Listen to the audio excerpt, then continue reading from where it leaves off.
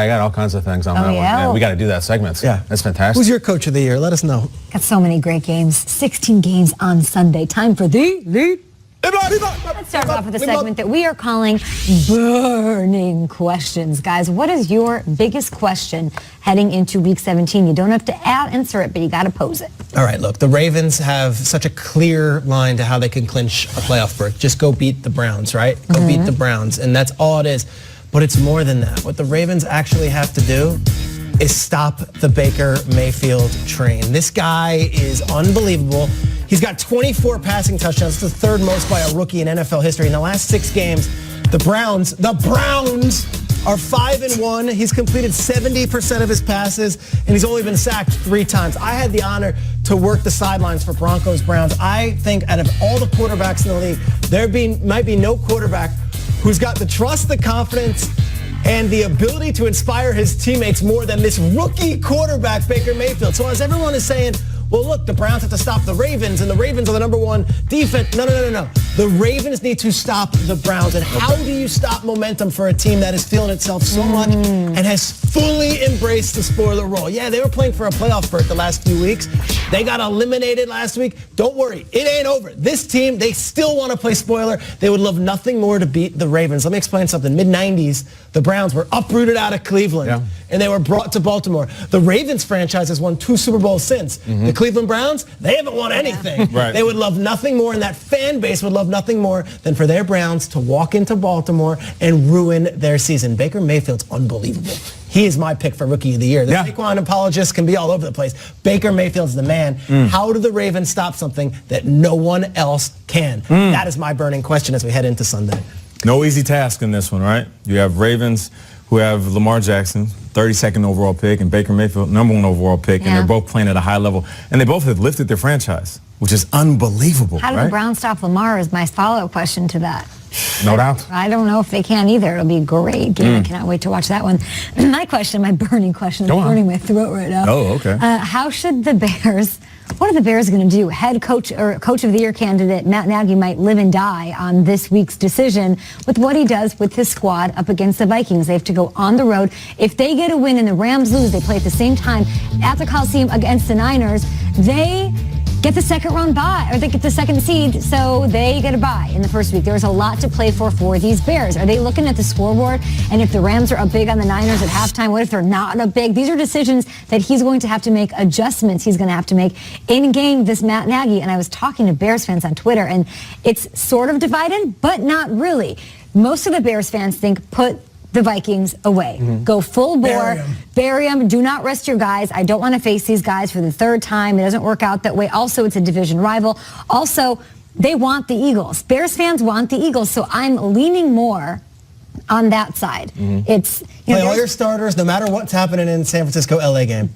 Has the offense really earned the right to get time off in Week 17? I don't know. I'd love to see guys out there get reps. Maybe you do take out a couple of guys. Maybe you take out Khalil Mack. I would understand that in the second half if it's not a winnable game. But I kind of like a young team going in there and having that crazy atmosphere we talked about in Minnesota as sort of what is going to feel like a playoff game. I want them to sort of go through that. And I don't want, there's always that thought in the heads of players and pundits, and I would love your take on this.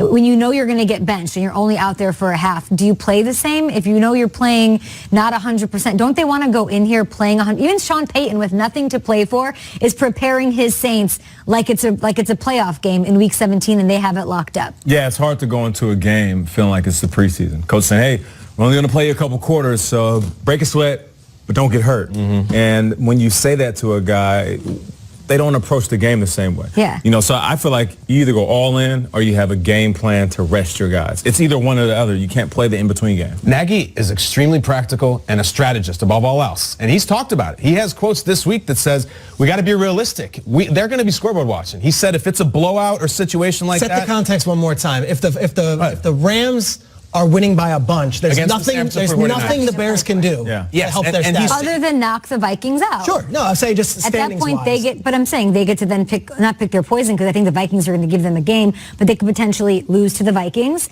pull their starters, make it hard for themselves to win, or get ready to welcome the Eagles to town. There's just one thing that terrifies me, and it's this right here. It's this. Yeah. Get the trainer out here. Get the trainer out But there. I would hate to see that why do you play happen. football? Then this is No, every but week. it's an unnecessary risk, I think.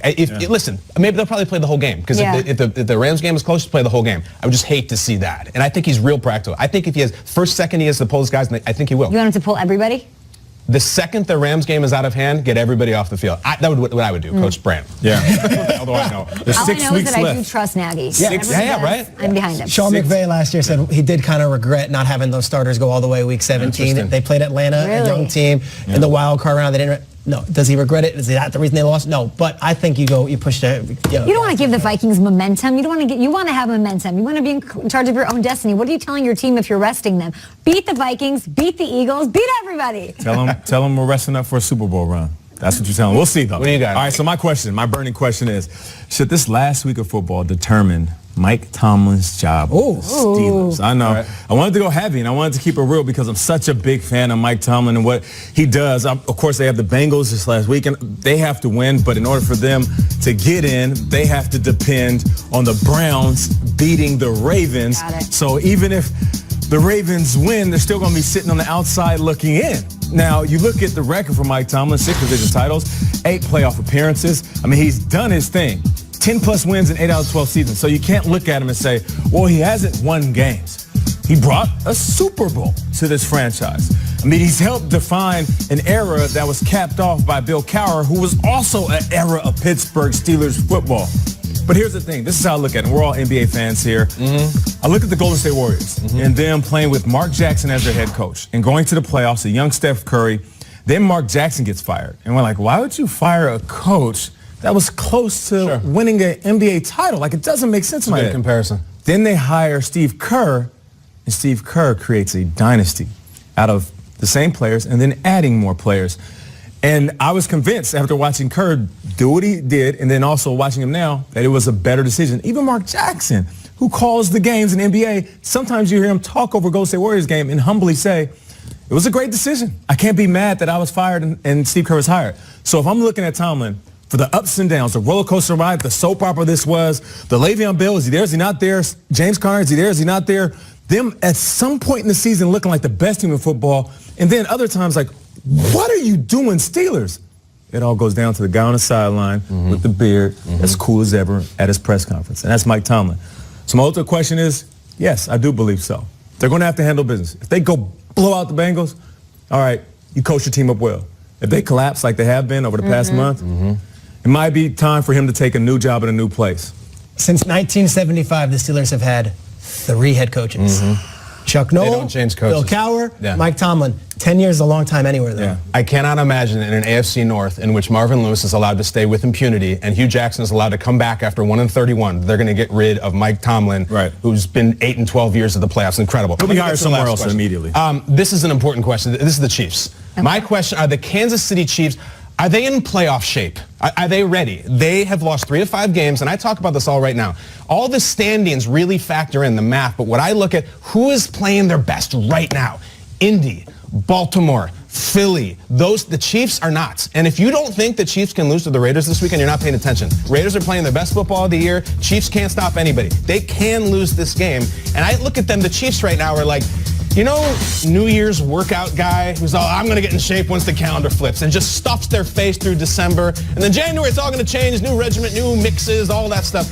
That feels like the Chiefs, they're fat right now. And they really are. Defensively, they're on the equity of September and October. They're out of shape. Playing their best football. They're out of shape. So my question is, can they show up and get a workout in that first home playoff game? If it is a home playoff game. that might I don't be the know if case. it is. Are the Chiefs in playoff shape? I feel like they are trending downward, and I hate it because I want to see them conquer that demon. I don't know if they're shredded right now, though. For fans who haven't watched the Raiders as closely as you have, Yes. there's some wild stuff going on, especially a streak with Derek Carr. Yes, the Derek Carr has not thrown an interception since week 5. He doesn't mess up. He doesn't give you a chance. The Carr-Gruden marriage is coming together. They're coming off a win. They're looking better. I'm telling you, they could win. I'm not saying they're going to. They're playing their best football. The Chiefs are not playing great. Do not slip up this weekend. Gruden talked to his team after the win last weekend. He goes, we got one opportunity left to prove ourselves, and it's against the team we hate the most. They hate us, we hate them, and everybody's cheering the Raiders at the end of the year. Just watch out. It's a dangerous game. Bob Sutton. Bob Sutton. Bob needs to step Sutton. up. Defensive coordinator for the Chiefs. All eyes on you. Can you stop an offense? Because in the playoffs, you need to. Do they have the technology? They do. They've got the players. Don't skip leg day. I know. It's as someone who's watched the Chiefs closely, it's hard to see them hoisting a Lombardi trophy the way that defense is playing. It's hard to see them win in a playoff game, Peter, of any kind. Right. I mean, they got to flip the switch here. Let's go. We'd love to hear from Chiefs fans. Still the one seed available for them and those Chargers and those Patriots. So it's all up in the air, and it all comes down to week 17. But does anybody want to face the aftermath of Tom Brady? That's a good question. Man. In Foxborough? Absolutely Not me. not. I didn't think so.